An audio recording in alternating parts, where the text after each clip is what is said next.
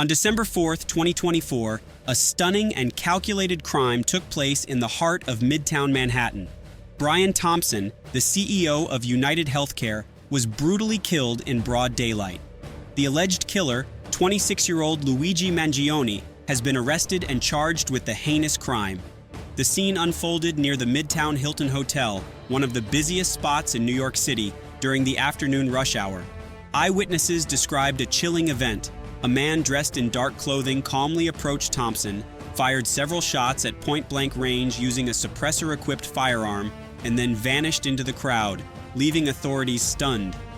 This attack wasn't just a random act of violence.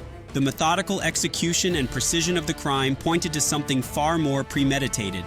Thompson, a powerful figure in the healthcare industry, was targeted by a young man who seemed determined to make a statement. A look into Brian Thompson's career and controversy. Brian Thompson wasn't just a corporate CEO. He was a figurehead of one of the largest and most influential companies in America, the healthcare giant United Healthcare. Known for his pivotal role in shaping policies and overseeing major business strategies, Thompson was both revered and reviled. To some, he was a business leader striving to improve access to healthcare. However, for others, his company represented the profit-driven corporate bureaucracy that many blame for the rising costs of healthcare, denial of claims, and lack of transparency in medical billing. In recent years, Thompson's leadership had been criticized for pushing policies that many felt neglected the needs of working-class families. Was this a factor that led to his death?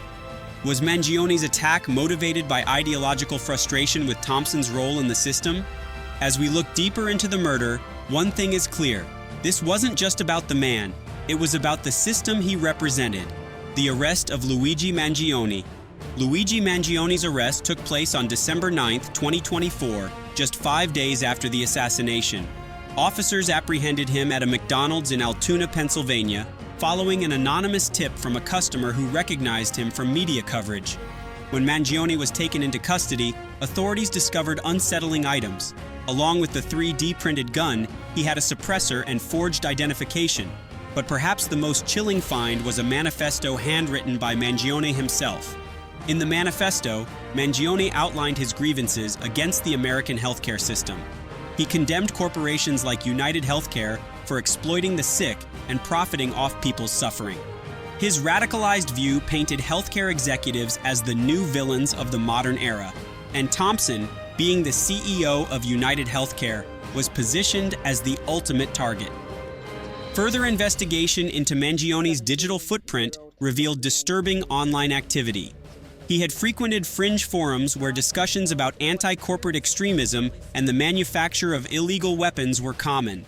His posts contained not only hate-fueled rants about the healthcare system, but also detailed instructions for building 3D printed firearms, allowing him to skirt traditional gun laws.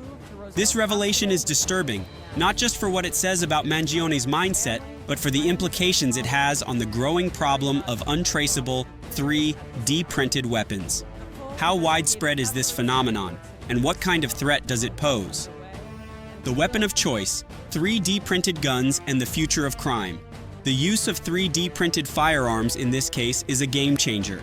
Unlike traditional weapons, 3D printed guns can be made without serial numbers or any traceable markings, making them incredibly difficult to track. Experts are increasingly concerned about the implications of this technology. The fact that Mangione was able to manufacture his weapon at home raises serious questions about security and regulation in the digital age. Could this murder be an isolated incident, or is it a sign of a growing trend? As more people gain access to 3D printing technology, will we see more violent acts fueled by ideological beliefs, using these weapons that are virtually impossible to trace back to their makers? A shift in the legal landscape, terrorism, or mental health crisis? With the charges now piling up against Mangione, the case is rapidly evolving. In New York, Mangione faces charges of first-degree murder, terrorism, and possession of an untraceable firearm. The use of a 3D printed weapon adds an additional layer of complexity, as it poses new challenges for both law enforcement and legal authorities. But this case isn't just about the murder of a CEO. It also raises critical questions about mental health and the rise of extremist ideologies.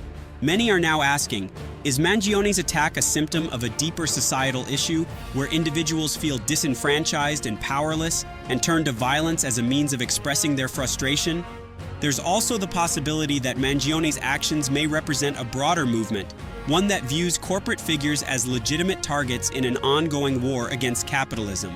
Could this be the first step in a wave of similar attacks against other corporate leaders? Or will it serve as a wake-up call for policymakers to take action before it's too late? Legal experts are debating the path forward for this case. While Mangione's manifesto points to ideological motives, there's also the looming question of whether mental health played a role in his decision to act. Could he have been mentally unstable, or was he simply a radicalized individual who used violent means to protest what he saw as an unjust system? The broader impact: is healthcare to blame? Mangione's attack on Thompson has sparked a nationwide debate on the healthcare system. For years, many Americans have voiced frustration over rising premiums, unfair denials of medical coverage, and a lack of transparency within the system. Some view Mangione's actions as an act of terrorism, a violent retaliation against a broken system, but others argue that he represents the dangerous end of a conversation that needs to happen. How do we balance healthcare reform without resorting to violence? The case has shined a spotlight on the divide between corporate greed and the needs of everyday Americans.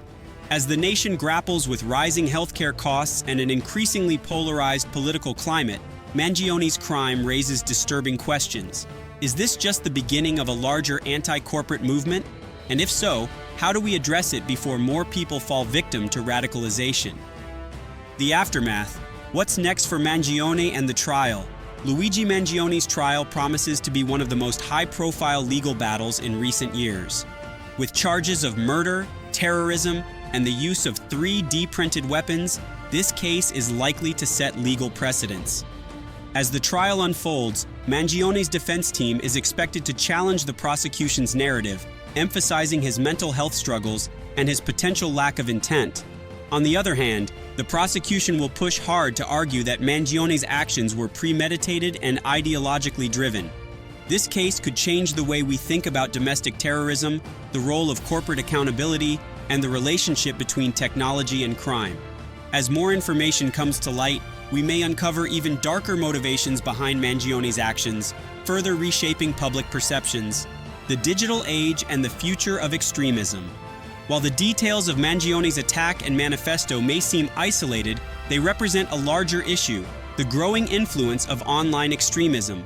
Platforms that were once used for free expression have turned into breeding grounds for radical ideologies, with individuals like Mangione turning to the dark corners of the internet to justify violence. What does this mean for future generations? Will we see more individuals drawn into echo chambers of hate and violence? And will they use technology to carry out their acts? The growing accessibility of information and weaponry online raises critical concerns about the role of tech companies in curbing extremism. The Luigi Mangione case is more than just a tragic murder. It's a reflection of deep societal divisions, the dangers of unchecked technology, and the potential for radicalization in the digital age. It forces us to ask difficult questions about the ethics of healthcare corporations, the increasing role of technology in crime, and the mental health crisis facing many in America. As the case moves through the courts, it will undoubtedly prompt more discussions about how we address these issues before more lives are lost. We'll be watching closely as this case unfolds, and we'll keep you updated with new developments.